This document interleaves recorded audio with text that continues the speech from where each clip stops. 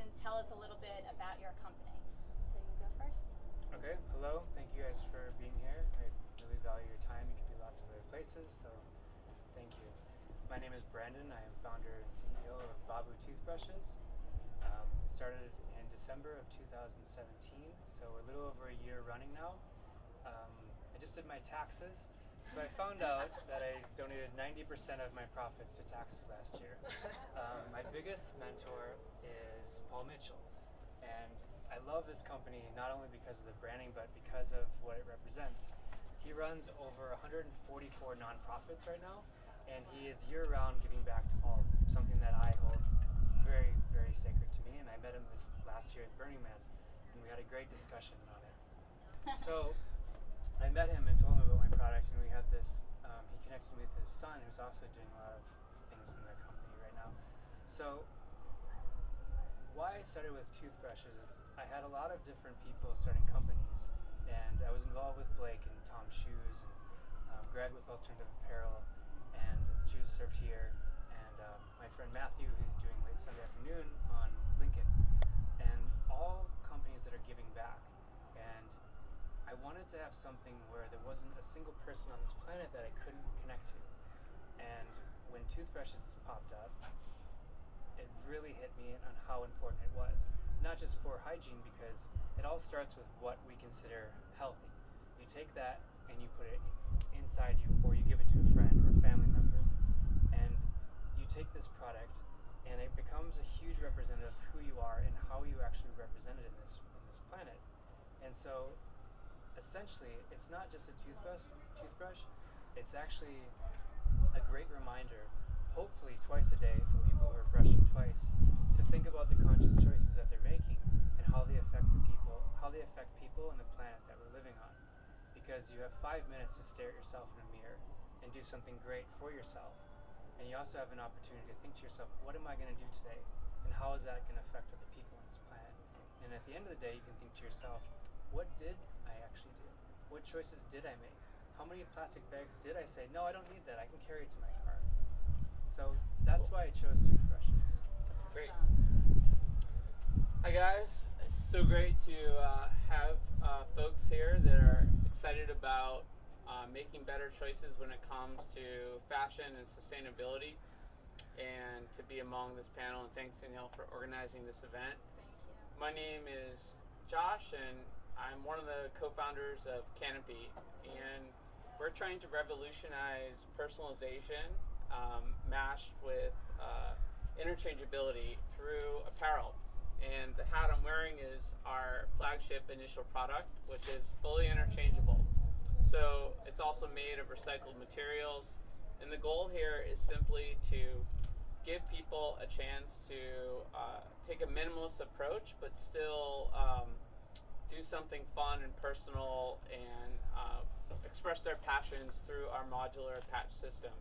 So super excited. We just launched about a month ago, and we're here on Abbot Kinney at this pop-up as one of our first displays of our product. The positive vibes and energy has been amazing, and we're just super excited about all the co-creation that we can do from here. Prior to this, one of my other founders and I had a sustainable food company, and we co-created meals with a network of chefs, and we just wanted to bring that into existence in the fashion world and make that part of our DNA as a brand. We do offer a give back with every hat sold to an organization called Billion Bricks, which provides shelter to the homeless and refugees. And then what's really special about our brand is all these patches are co-creations, and in many cases there's a give back there as well. For example, we're doing a collaboration with the Malibu Foundation on some patches to give back to victims of the fires. So that's what we're about. Hello, my name is Claire. I'm the founder of Kingdom. It's about a year and a half old brand. It's a fashion brand. I started actually another sustainable fashion brand back in 2006, 2007, after the birth of my niece. It's always the girl, right? Our whole family, a lot of boys, but then when my sister had her little girl, I just I was all verklempt and I was like, oh my God, what am I doing with my life? I was designing fast fashion for big brands like Guess, Marciano, BB, Forever 21. At one point I was designing for Disney, and I just saw it just gives you like a more open worldview of what you're doing once you have a realization or an epiphany from a child who's innocent growing up in this world, like you're doing something wrong. You're doing something wrong. I became conscious of it. I started a brand. Fred Siegel was my first buyer then, but the economy crashed in 2008. So, well, that goes that. So it's back in the arms of fast fashion. Fast forward years later, got married, had my child, and again it hit me. I said, I can't keep doing this. I can't keep doing this. So I decided to start right back where I started from, and I created Kingdom. Not only do I use sustainable materials, I have 8 points in my category that I want to troubleshoot. I use sustainable materials such as organic cotton, hemp, bamboo, tencel, in order to prevent, toxic pesticides going into the soil and help the planet become healthier. I use recycled materials like what you're doing with hats, instead of plastic-based, petroleum-based products going back into the system or going into landfills and taking hundreds of years or thousands of years to compost or biodegrade. You recycle it and you turn it into fiber, or like those Velcro materials that you have, so that way it has a second life or a third life, and it promotes the circular economy. The third thing that I do is I work with reclaimed materials, and that's probably the biggest category in the fast fashion business, because each major brand has to buy between 5 to 10% over what they need for a certain order, for example, to accommodate for damages. And so what happens is a lot of these cutting services and factories, they end up with rolls and bolts of fabric that are just sitting there that eventually, end up being in a landfill or just, in incinerators, and it's just bad for the environment. So I reclaim that dead stock fabric, so that way it gives it another life. The fourth one, which I'm very excited about, is I use indigenous textiles and materials in my designs, because part of being sustainable is not only for the planet, but also I think humanity. We're in this day and age of globalization, with everybody connected through internet and technology. We're at fast fashion. We're kind of losing individual identities. That's why a lot of these millennials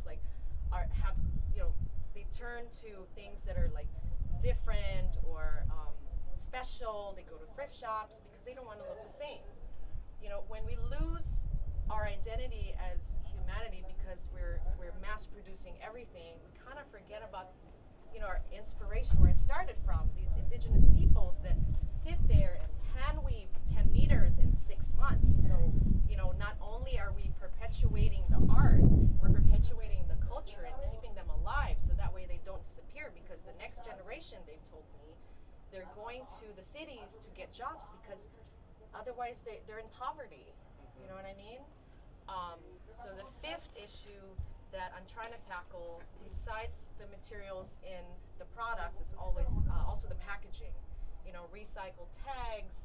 I had to commit, it was very expensive, but I had to commit to 50,000 pieces of compostable, biodegradable bags, ISO certified, made from corn.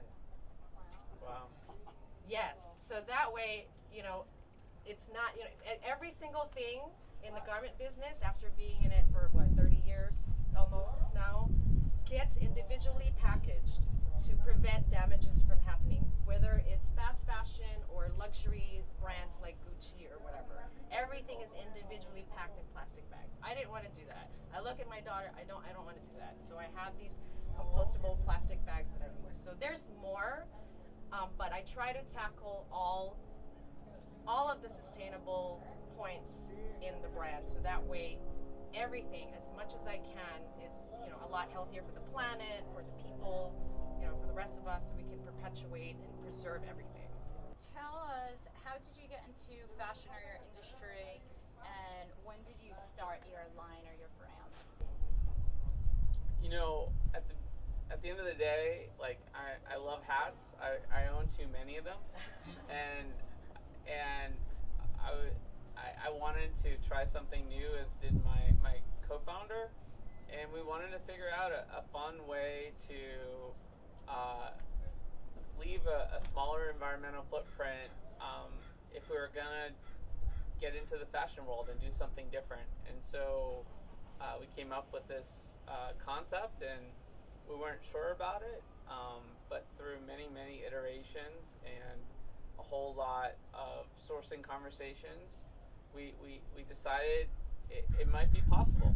And that took about a year, a lot longer than we anticipated.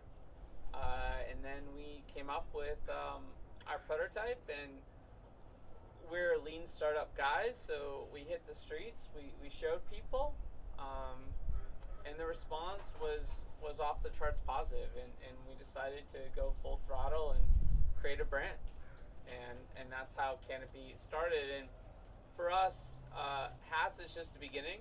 When it comes to the ability to express yourself through patches, which we also think are really cool, and sort of the ugly stepchild of pins, but they don't have to be if they're given the ability to be interchangeable. So that really was the genesis of Canopy and how we got started. And we want to make patch life a reality, where, you know, our vision is you have a wall of patches. You decide what you want to wear in the day by ripping those patches off the wall and representing that, and you change it in a moment. Was your brand always an ethical brand, or did you make a transition later, and if so, why? It was ethical right from the start. I think it just goes back to planting seeds, because it's really not about. There's a huge part of cleanup, and that's what I was doing right away. Like, I started volunteering every single Sunday and cleaning up from Washington to the end of Marina Del Rey. It's like 1 mile exactly. And I started collecting plastic every single Sunday. I would just go and collect plastic. But I realized, like, you know, I'm not going to do too many facts, but 88% of the entire Earth's surface of water is covered with plastic. So when you grab a cup and you just scoop up the top layer of the ocean, you'll find particles of plastic, because it's less buoyant than water. It floats, it doesn't sink to the bottom. So it's ethical right from the start, because I realized it's not about the cleanup, it's about educating your purchases. Because if you purchase something that's plastic, it tells the manufacturer to make more. And that's the bottom line, is the education. Cleanup is really important, it really is, but the education of, I had to change my website, it's funny. I first started with 7 billion people. It says, what difference does one toothbrush make? It says 7 billion people. Yes. Now it's 7.5. So what difference does one toothbrush make? It says 7.5 billion people. So it's been ethical right from the start. It was very easy to start the brand as ethical and sustainable, because it came from a background of fast fashion, which is not so ethical and not so sustainable. When you visit a factory and you can smell pee in the hallway, on the stairs, it's bad. It's bad. So I didn't get to say that earlier, but besides materials, you know, that are sustainable, we make sure that we also use fair trade factories, compliant factories, certified factories, and there's so many certifications and compliance. It's hard to maneuver, but being in the business for so long, we kind of know which are the best ones, who are very thorough in their audits and all that good stuff. So very easy to decide that this is what I want to do. Was there any, you know, type of discussion in your companies, like which, you know, materials I should use, and why did you decide to go with the ones you wanted to go with, that you did go with? The bristles were like the hardest thing for me, because they still are made out of a nylon. Most electric toothbrush companies or plastic toothbrush companies use a less grade nylon, which breaks down faster, and they dye in blue, so you can see when it's halfway down, and you psychologically think it's time to throw it out and get a new one. It gives them more money, so they use a cheaper product, so you buy it more. Just like Carmex has alcohol in it, so your lips dry out, so you use the product again. toothbrush completely biodegradable is to use boar's hair, which I don't want to kill animals to make my product, so that's out the window. There's a company that's using like 40 or 60% castor bean oil. Castor beans are highly toxic to humans, and when it goes through a chemical process, you have barrels of toxic waste that has to go somewhere. I don't agree with that either.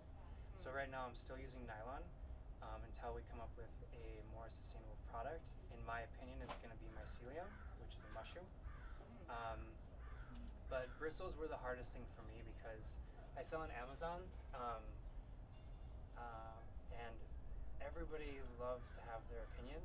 And so what's soft to me is not soft to somebody else. And The best thing to do is like what can we do to lessen the harm? What can we do, to perpetuate the health of the planet and people, which is what you guys are awesome in doing. I talked about using sustainable materials. There's pluses and minuses. In organic cotton, yes, there's no pesticides, but it does use a lot of water as resource to grow. The bamboos and tencel cellulose fibers, they do have some chemicals in them that they need to do to strip and turn them into fibers. But there's some companies right now, some research is being done that maybe talk about using hydrogen peroxide to do it, so it's more sustainable. So until we get to that point where it's really truly sustainable, we're just going to have to do the best that we can until everybody else catches up. In terms of the interchangeable component of the hat, for us, that was meaningful as a different approach to sustainability because you don't need 20 hats anymore. All you need to do is get a new patch if you want to wrap a wolf, or if you want to celebrate like your love for street art or whatever. It's all available to you without having to have so many hats. And we saw that as a minimalist approach to something where maybe that particular fabric component isn't as sustainable, but you're more likely to hold on to that product longer. And for us, that also means something. Nice.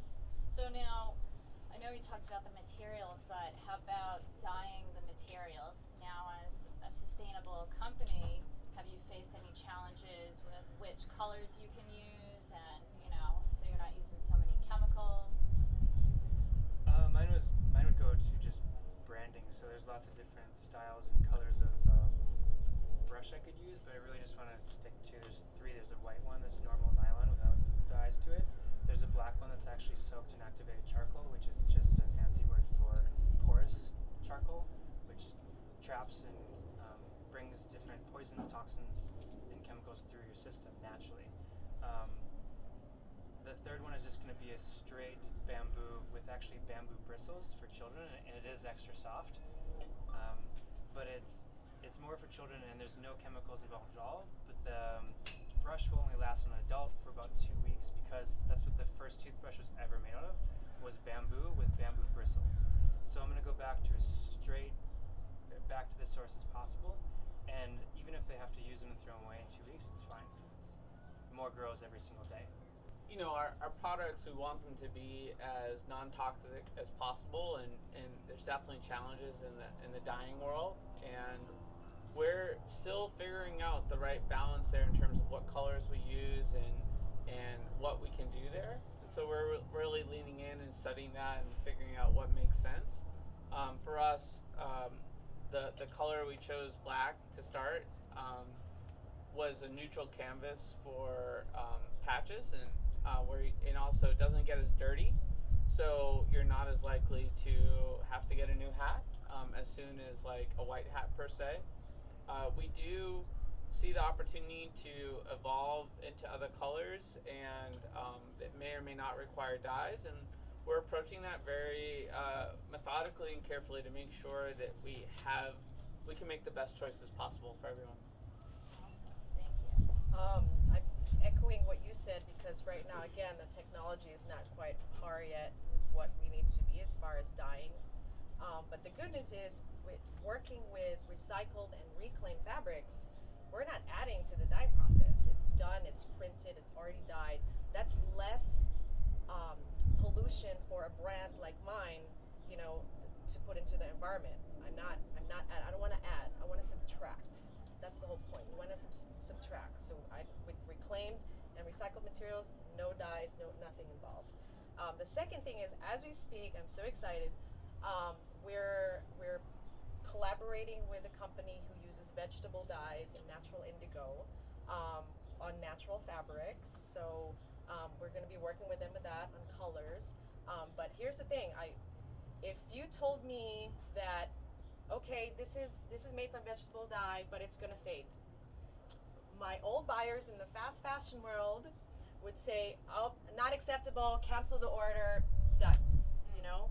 But I think now that there is a shift in sustainability, you know, things like that, like it's gonna fade, you know what, great, because it tells me that this is a natural product.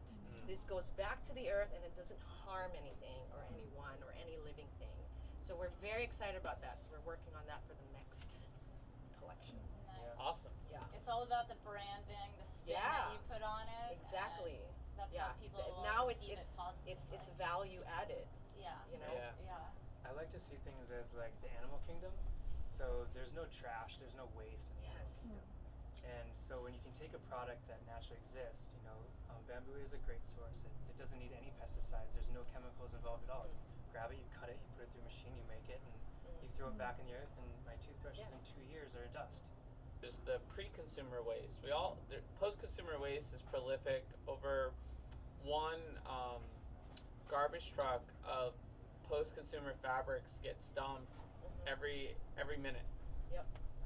But there's a lot of things you can do with responsible pre-consumer choices too, in terms of how you cut fabric to minimize waste, how you order fabric on demand, and what choices you make in terms of adding stock. Because we could have came out of the gate with a bunch of different styles and colors, but we don't know what people want to buy, and we don't want to just produce to produce. So we'd rather do smaller runs, limited editions, see what people like, learn from our community, and then make more of that, as opposed to just throwing things out there. Yeah, it reduces our cost of goods sold, but we want stuff that people want to use and want to keep forever. Brand building is huge. You know, in some of the biggest brands in the world, you take Nike or Coca-Cola. If you even just hear the word Nike, we've seen so many commercials over the course of my entire life, from when I was born in 1979 until now. Nike's been engaged in my life, and now when we hear it, we have this like our adrenal glands actually secrete a little bit of adrenaline, because we've been programmed to believe that Nike is go, just do it, you can do this, you can jump, you can. And now when you hear the word Nike, every time I say it, you're programmed to believe a little bit more about yourself in a positive way, which is great branding. Coca-Cola is the same thing. I'll tell you an interesting fact about Coca-Cola, which is I research a lot, like 2 to 3 hours a day. Coca-Cola is an incredible company. You know, spawned it out, brought from, it had the cocoa leaf in it, which gets you high. But when I hear Coca-Cola, Coca-Cola, I've already said it how many times in the last minute. When I hear Coca-Cola, I hear that's all I hear, this the euphoric feeling of Coca-Cola. Yeah. Great branding. Do you know how many times in the entire world people say Coca-Cola every second of every day? I'll just tell you, 16,400 on average. Wow. Every second of every day someone says Coke or Coca-Cola. That's great. Great branding. Yeah. Yeah. Can you They're definitely one of the best. Can you imagine if that was a company that was planting seeds for positive change? Or like something that had such, instead of it's great. Yeah. And believing in myself that I can do better physically or something like that is great. But can you imagine if there was a brand out there that when you heard the name, it was like, do something positive? Yes, you associate Like it. associating it with like community. Yeah. Or anything of that nature. Yeah. Since with modern consumers, they're so demanding these days, how do you differentiate yourself as a brand?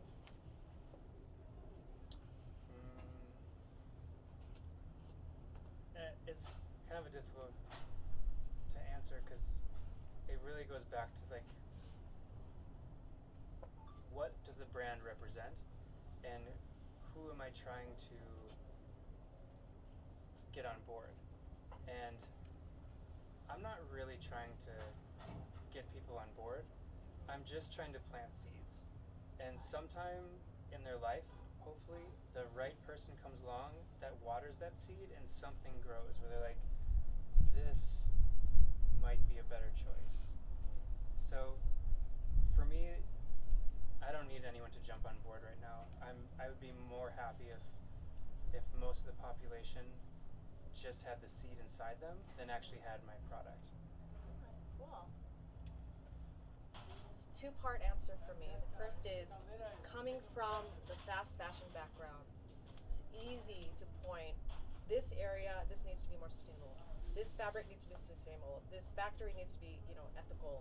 So it's because of the experience I've had in the fast fashion world and what was, what they were doing wrong. It was easy to say, okay, this is what we need to do right. This is what we need to do right, as opposed to a startup company that that's making dresses and wants to be sustainable. Maybe they're not conscious of all that because they don't have the background just yet. The second thing is, because of that experience, the 8 points, or 6 points that I want to tackle, with every product in my company, it has to be one of either of those 6 or 8 points. It's 6 of them in manufacturing production and 2 of them in, fair trade and, eco-friendly manufacturing, and 6 sustainable, materials. I don't know of any company that does that. Cause Collection is a great collection. I love it. I want like the pants and all the colors. Their sustainable platform is giving back to the community. That's one. Reformation. They use dead stock fabrics and whatnot. I don't know what's in their pipeline, but that's it. I have sustainable materials. Eco-friendly manufacturing, reclaimed materials, recycled materials. I didn't even talk about the other stuff in my pipeline. Zero waste design, like you said. Creating something that doesn't have any scraps or anything, so that way, it helps, reduce and subtract the pollution. That's one thing we're trying to work with. And also upcycling, just taking stuff that's already existing and just giving it another life to, promote the circular economy. So I want to be able to cover all those areas in Kingdom, and I think that's what makes my brand separate from everybody else who's doing one thing or 2 things out of those bullet points.